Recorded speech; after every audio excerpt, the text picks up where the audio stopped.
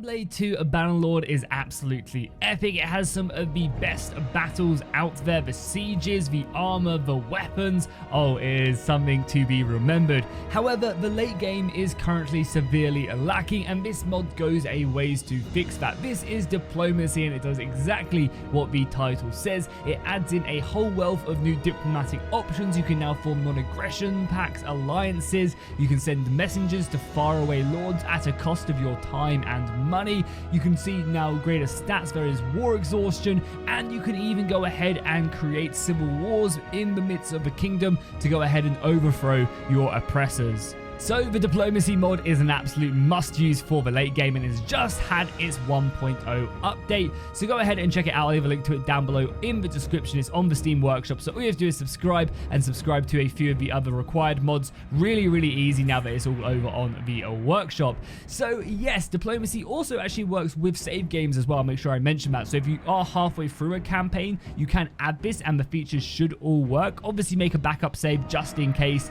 but it should work mid-campaign. So you can even add that in, which again is very cool. Also, just using them as Europe mod if you're like, hey Jackie, what the hell is this map you're playing on? Naval travel? What? I made a video on that yesterday, so you can check that out. But back to diplomacy. So diplomacy goes ahead and adds in all the features I mentioned in the beginning of the video. We now have the ability to create factions, which we'll look at in a second, and there's tons more diplomatic abilities to go ahead and talk to people, which is very cool.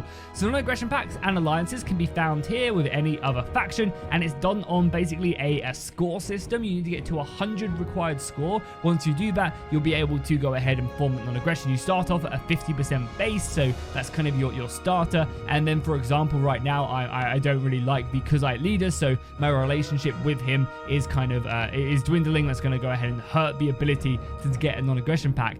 If you're at war with the same people, that's going to go ahead and boost that. So for example, if me and the Kuzites are both at war with the Northern Empire, we'd be more likely to go ahead and form this non-aggression pact. And again, that's the same for the AI as well. So you'll be able to see the AI forming these non-aggression pacts, forming these alliances.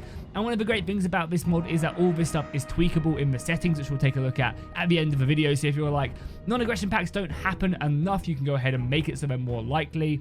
Or if you think that non-aggression pacts and alliances don't last long enough, you can go ahead and adjust all of that stuff. Or even wars, you can completely adjust for length of wars that are required before people can peace out. You can make them quicker, longer. It's a really cool system. The same goes for alliances, of course. So you have the current score. You can see the base for alliances is much lower. Again, you can change all of this stuff, and you can also just force declare war if you are the leader of a faction and you have enough influence, so you don't have to kind of rely on your council. You also have this new stat called War Exhaustion right here, and I believe you can see it in this screen. All your wars are now at the top. So War Exhaustion will tick up and down depending on the status of the wars, the casualties, the villages being raided, thieves being lost, and obviously the war duration. So wars will gradually come to an end. You won't have these infinite wars going on and on, which I really very much do like. And again, if one side is winning, they're killing more, they're raiding more villages, all that stuff will come into the war exhaustion. And then when one side does hit 100 war exhaustion, they will just surrender no matter what the case. So again, it's kind of a definitive end to the war, and you can just kind of force your demands in on them by just kind of keeping up the pressure and putting more and more pressure on their economy and also their war exhaustion. So again, a very cool system. You can also get all the stats here. This is just a really nice button. You can see the total strength, the thieves, and everything else along right here. Another great thing that this mod does do is it allows you to send messengers to anybody in the game. So for example, if I wanted to talk to this guy, I could come up here, just click on his encyclopedia page, send him a messenger. Depending on where he is in the world, the longer it will take. So if he's all the way over in, say, like Poland, it's going to take a lot longer than if he's in France here. Again, if I just wait, you'll be able to see it'll pop up in momentarily. Again, all this can be adjusted, again, as I keep on mentioning in the settings. So if you think that this is too cheap, you can make the messenger cost like 10,000 gold. You can set the duration to be way higher, so it will take a lot longer, which is just really good. It's also very nice for the early game as well. If you're playing the campaign mode, you can basically go off and get all the missions right off the bat. And there you go. He's now there. My messenger has now reached him. And then I can just talk to him and do whatever I want to him as if he's there. Obviously, you can't fight him. That'd be kind of funny if the messenger just teleports your army over. Not quite the case. But it's a really cool system if you have someone to talk to. If there's like a quest you need to go ahead and hand in, you can just send a messenger to do that. And I think that's a very, very kind of fitting way to achieve that. We also now have the faction policy as well. So you can now create for 100 influence a succession party, which basically means that you're going to be breaking away. You're going to be fragmenting from the kingdom of Valandia or whatever kingdom you're a part of, and every clan that joins you, so clans, if they like you, are more likely to join you, and obviously if they dislike Derhart, they're more likely to join him. I've actually just made myself clan rank 4 so we can see this. So for example, if I was to start a rebel faction, you'll be able to see that we're currently leading it, and people will be able to join us if they want to. So as the game, I mean, no one will join us right now, but for example, if I just play through a day, maybe some people really hate Derhart.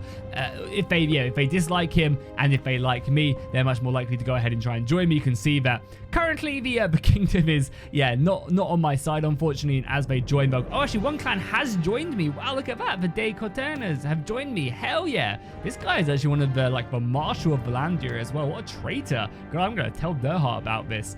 But as you can see, factions will be able to join you, and they'll be able to kind of, do this. And if they do join you and you start your rebellion, you'll have to fight a war against Derhart. And then if you win, all the clans that joined you in this rebellion will stay with you throughout the and will be a part of your new kingdom. So it's kind of a nice way of breaking away, fracturing, and doing that. You can also start a succession movement or an abdication movement even right here to basically go ahead and force Derhart to step down. And again, if people like him, then you can get elected as being next leader. So it's a really nice way of improving the, I guess, succession, allowing you to be in a kingdom, but then also kind of form your own kingdom as well. Again, that's really, really cool. And yeah, I'm very much a big fan of that as well. So really the final thing before we dive in and take a look at all the settings that you can adjust is the fact that when wars are over, so for example, if we do end this war of Sturgia, there will be a truce time as well. So we won't be immediately going back to war. We'll have a non-aggression pact with them after the war is over, which is really cool. And basically just means that you won't be fighting the same person over and over and over again.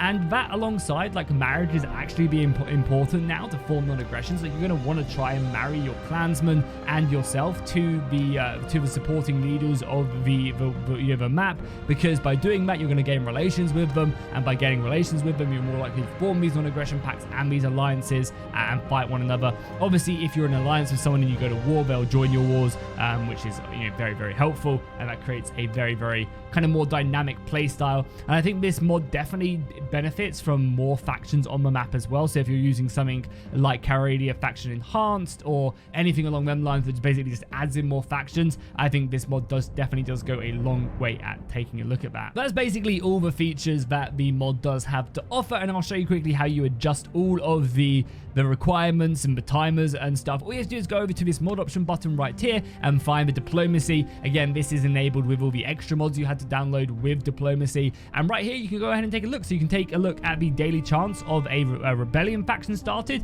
You can see about 100% and just have madness on the go. Daily chance of civil war, you can adjust that, so you should start to see a lot more rebellions happening inside of kingdoms when their settlements are unhappy or the lords are unhappy. If the lords are unhappy in a kingdom, they're much more likely to rebel with diplomacy mod, and you can adjust everything here. The expansionism is when a faction does actually conquer land. So if the Kuzites are conquering everything and it's just non-stop, they're going to get this expansionism debuff, which means a lot more people will be like, whoa, what are you doing? You need to chill out, and they'll be more likely to declare war on them. It also means that they won't be able to form as many alliances and non-aggression pacts, which just makes them more vulnerable for sure.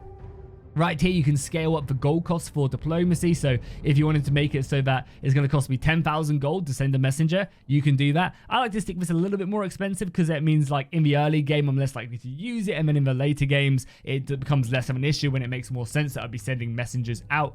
You can also, again, adjust the influence as well. So you can make it so that influence is being lost or gained a lot quicker. You can enable corruption, which is kind of a cool way of kind of balancing the game. The influence costs of everything. So if you want to make it cheaper to declare war, you want to make it cheaper to make peace, that's also something you can do as well, is you can actually force through peace after a set amount of days, which again believe is further down here. You can also make it as well so that you're just in charge of the war as well. So I'm not sure where about it is. There's a button here, enable player controlled diplomacy. So for example, in that little playthrough we were just doing as Valandia, if I was just in the kingdom, I could click this button and I would be in charge of all their diplomacy, even without being the king or a major lord.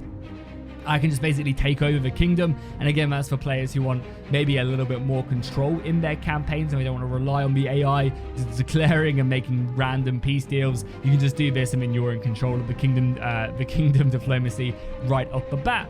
As we saw here, you can see again the minimum time for alliances. So if you want the alliances to last much longer, you can do so. If you want non-aggression pacts to last much longer or be a bit shorter, you can adjust all of that. Again, war as well, so I can make it so wars go on for at least 50 days, and then there's a cooldown between them.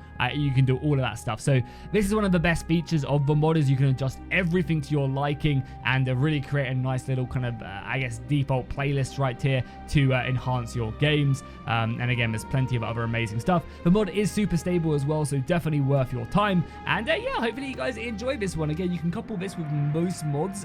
Generally, the rule of thumb is if 2 mods do the same thing, chances are it's not going to crash. So again, try and get it, try and pair this with mods that don't adjust the exact same things, whether it's war timers or influence gain, stuff like that probably won't work. But stuff like armor mods, RBM, Europe map, stuff like that should all work with no problem. So yeah, hopefully you guys enjoyed this video. If you did, make sure you drop a like and a comment down below. Subscribe for more, and I'll see you guys in the next one. Oh, also let me know if there's any other mods you want me to cover now that the Steam Workshop is out and all the mods are getting their 1.0 update.